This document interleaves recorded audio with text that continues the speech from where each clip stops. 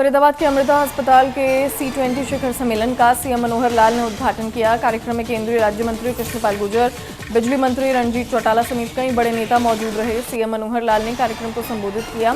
ये शिखर सम्मेलन 2 दिनों तक चलेगा और इसमें 700 से ज्यादा डॉक्टर्स, स्वास्थ्य विभाग के कई सीनियर अधिकारी शामिल हो रहे हैं। सम्मेलन में कोरोना से निपटने और भविष्य की स्वास्थ्य नीतियों पर चर्चा की गई।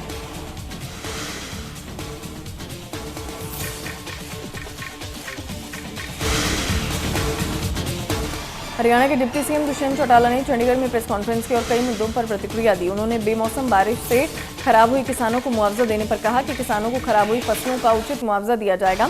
उन्होंने कहा कि पिछले साल बारिश की वजह से किसानों की फसल खराब हुई थी, उसके लिए सरकार ने पोर्टल बनाया था और 16,83,000 के करीब एकड़ जमीन की जानकारी पोर्टल पर अपलोड किसानों ने की थी।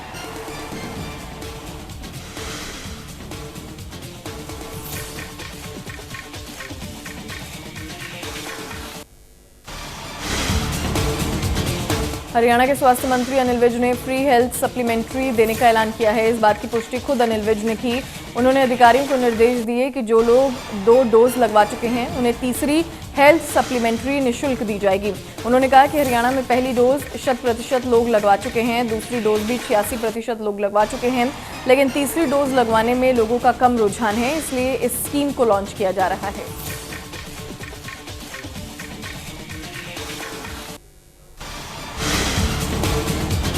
हरियाणा विधानसभा के अध्यक्ष ज्ञानचंद गुप्ता ने चंडीगढ़ में प्रेस कॉन्फ्रेंस कर कनाडा से हरियाणा आ रहे प्रतिनिधिमंडल की जानकारी दी। उन्होंने बताया कि कनाडा के सस्केचुआ प्रांत का एक शिष्टमंडल 10 अप्रैल को हरियाणा विधानसभा का दौरा करने के लिए पहुंच रहा है। उन्होंने बताया कि साल 2022 के अगस्त में कनाडा हैलिफैक्स के अंदर कॉमनवेल्थ पार्लियामेंट की कॉन्फ्रेंस हुई थी, जिसमें शिष्टमंडल के हरियाणा दौरे का प्रपोजल आया था।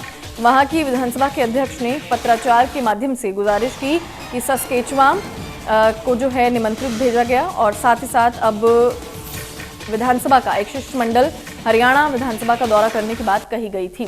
शिष्टमंडल का दौरा 10 से 13 अप्रैल तक होगा। इस भेंट के लिए विपक्ष के भी 15 विधायक शामिल होंगे।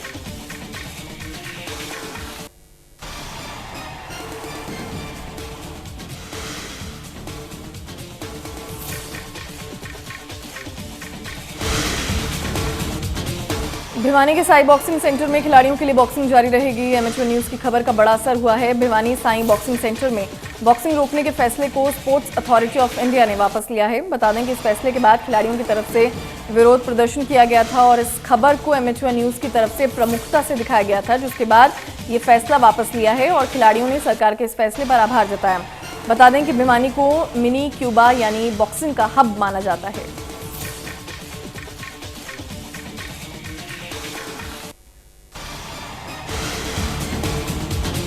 हरियाणा सरकार ने बुजुर्गों की पेंशन से जुड़ा बड़ा फैसला लिया है। सरकार ने बुजुर्गों की इनकम की कैटेगरी में बदलाव किया है।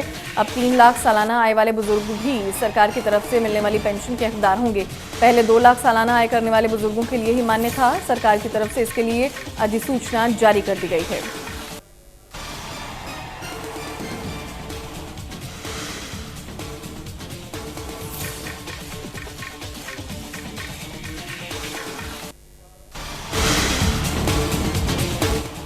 हरियाणा में निजी स्कूलों की मनमानी को लेकर शिक्षा विभाग सख्त है। निजी स्कूलों की तरफ से किताबें, वर्दी और जूतों की खरीद के लिए मनमानी की जा रही है, जिसको लेकर शिक्षा विभाग के वरिष्ठ अधिकारी ने कहा है कि कोई भी निजी स्कूल अभिभावकों को दुकान से पुस्तकें खरीदने के लिए बाध्य नहीं कर सकता। और शिक्षा विभाग की तरफ से प्रदेश के सभी डीईओ और डीईईओ को चिट्ठी लिखकर निर्देश दिए गए हैं और उन्होंने कहा है कि अगर निजी स्कूल नियमों का पालन नहीं करते तो स्कूल के खिलाफ सख्त एक्शन लिया जाएगा।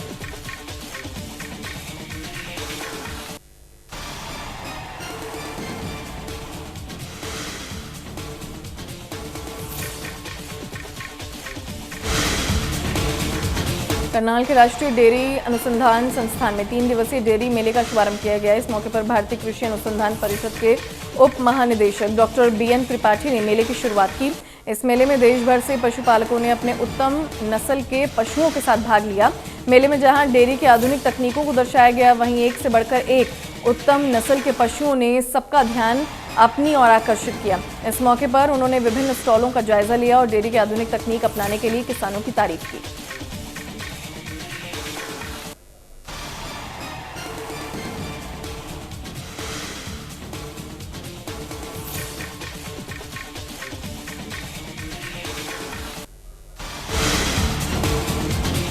दिल्ली के टीकरी बॉर्डर इलाके में स्थित पीवीसी मार्केट के अंदर देर रात अचानक भीषण आग लग गई। आग इतनी भीषण थी कि देखते ही देखते 100 से अधिक गोदामों को अपनी चपेट में ले लिया। मौके पर पहुंची फायर ब्रिगेड की गाड़ियों ने कड़ी मशक्कत के बाद आग पर काबू पाया। आग के दौरान किसी के हताहत होने की खबर नहीं है। साथ ही आग लगने के कारणों का अभी पता नहीं चल पाया है।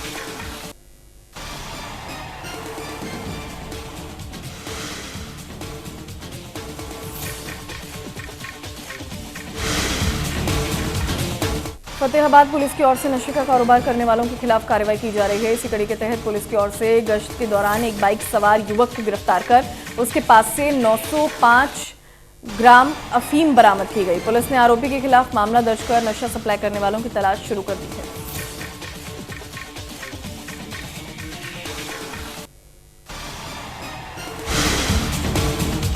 बहादुरगढ़ के दुल्हेड़ा गांव के पास एक भयानक हादसा हो गया। एक तेज रफ्तार कार ट्रैक्टर ट्रॉली से जा टकराई। हादसे में 3 लोगों की मौत हो गई, जबकि 2 लोगों की हालत गंभीर है। घायलों को इलाज के लिए अस्पताल में भर्ती करवाया गया है।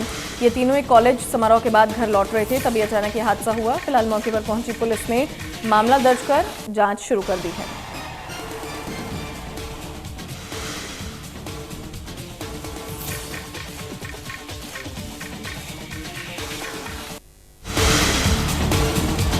करनाल के तरावड़ी के पास नेशनल हाईवे पर एक तेज रफ्तार ट्रक ने 2 गाड़ियों को टक्कर मार दी। हादसे में 4 लोगों की मौत हो गई, जबकि 4 लोग गंभीर रूप से घायल हैं, जिन्हें अस्पताल में इलाज के लिए भर्ती करवाया गया है। बताया जा रहा है कि ये लोग एक इवेंट के लिए पंजाब से दिल्ली आ रहे थे। मौके पर पहुंची पुलिस ने मृतकों के परिवारों को सूचित किया और ट्रक ड्राइवर को गिरफ्तार कर ट्रक को कब्जे में लिया।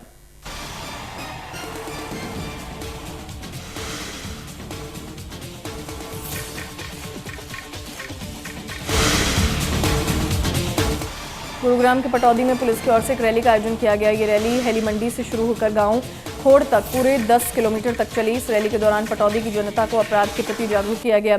इस मौके पर एसीपी हरेंद्र सिंह द्वारा हरी झंडी दिखाकर पुलिस की रैली को रवाना किया गया। रैली में पुलिस के जवान और महिला शामिल रहीं।